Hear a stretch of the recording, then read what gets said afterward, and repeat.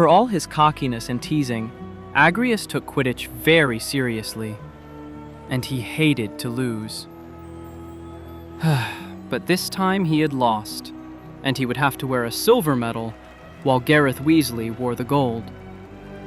Agrius didn't want to hear his father shame him for not bringing home a gold medal. He didn't want to live in Malfoy Manor anymore. He wanted to live in the Tudor house with the pig pen on the side.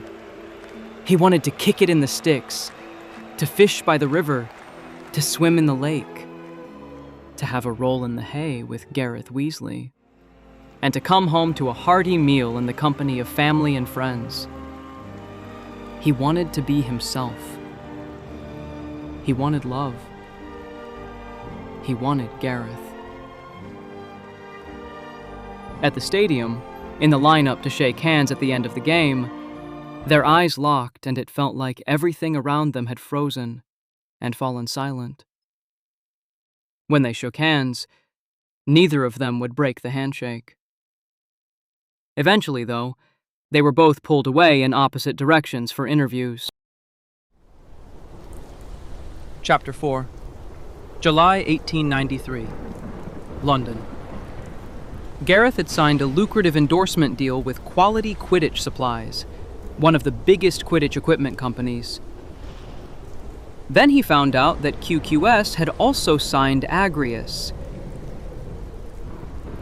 And then he found out that they wanted to launch an ad campaign with both of them together.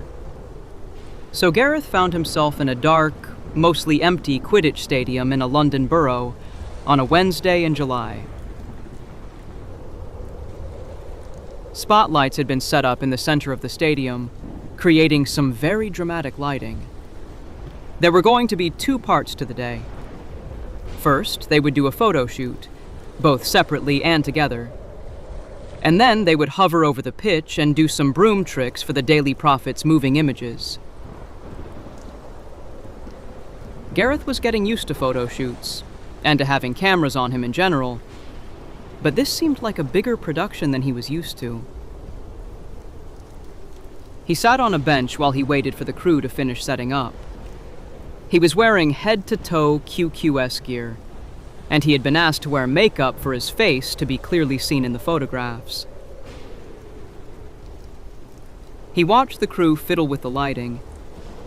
After a few minutes, he felt the unmistakable presence of Agrius at the end of the bench.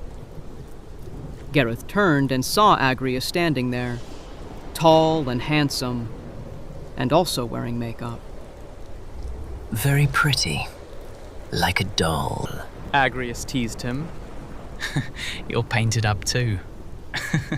Gareth chuckled. Agrius leaned on the top of the boards and grinned. Yes, but I'm not a pretty boy like you. Gareth's face flushed, which made him look even more like a doll. Gareth had been called pretty boy a few times before, usually during games, and he hated it. He wished he'd hated it this time. In his makeup, with his carefully styled hair and in this dramatic lighting, Agrius did not look pretty. He looked stunning. The photo shoot took a lot longer than Gareth had been expecting. It was mostly just sitting on his broom, holding QQS sports equipment in various positions. They did a few shots standing together, but most of them were separate. They finished with a posed photo of the two of them hunched over in the face-off position.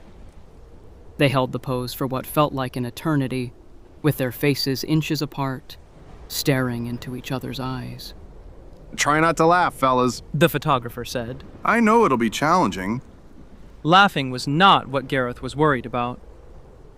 Gareth didn't want to look love-struck, but it was impossible not to. He saw Agrius's lip twitch, and then he started laughing. Gareth cracked too, and started giggling. Just a few more seconds, guys, please. The photographer said. Sorry. Gareth said, trying to pull off a fierce glare. It was no use. As soon as he looked at Agrius, both men started laughing again. All right, we probably got enough anyway. Let's take a break and then we'll do the film footage. The photographer said. That was your fault. Gareth said as they walked over to the bench. Agrius shook his head and said, Your face's fault. Made me laugh. Gareth bumped him with his shoulder. The filming was much easier. They both hovered while on their brooms, doing broom tricks, stunts, and showing off for an hour or so. Probably a bit more competitively than necessary. Gareth was looking forward to seeing the final commercial. With some music and some voiceover, it would probably look brilliant. The photographer thanked them both. Agrius and Gareth were left to get showered and changed in the stadium dressing room. Gareth undressed quickly and went into the shower, which was like in most stadiums, communal style, with a row of shower heads facing each other on both sides of a corridor.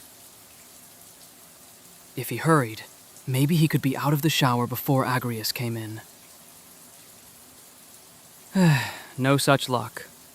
Gareth had just gotten his hair wet when Agrius entered the showers, and stood under one almost directly across from him. Gareth's eyes landed on the locket that hung around Agrius's neck. It was so sparkly.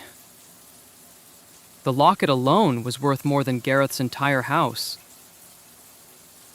The chain caressed the base of Agrius's slender neck, the locket resting comfortably on his muscular chest, featuring the Malfoy family crest. Gareth quickly turned his eyes to the floor. He had showered with hundreds of guys in his life, in rooms just like this one. It was just part of the game. He had never looked at any of his fellow players before. It was just unthinkable. He glanced up again and saw that Agrius had turned his back to him. Gareth was left to stare helplessly at the display of naked, rippling muscle. His eyes trailed over Agrius's broad shoulders and down the muscles on his back, down to his tapered waist and his... Gareth blushed hard. He couldn't. Why would he want to check out another guy's arse? That was just weird for Gareth. But those were really impressive cheeks. Not that he was comparing it to others, it was just perfect.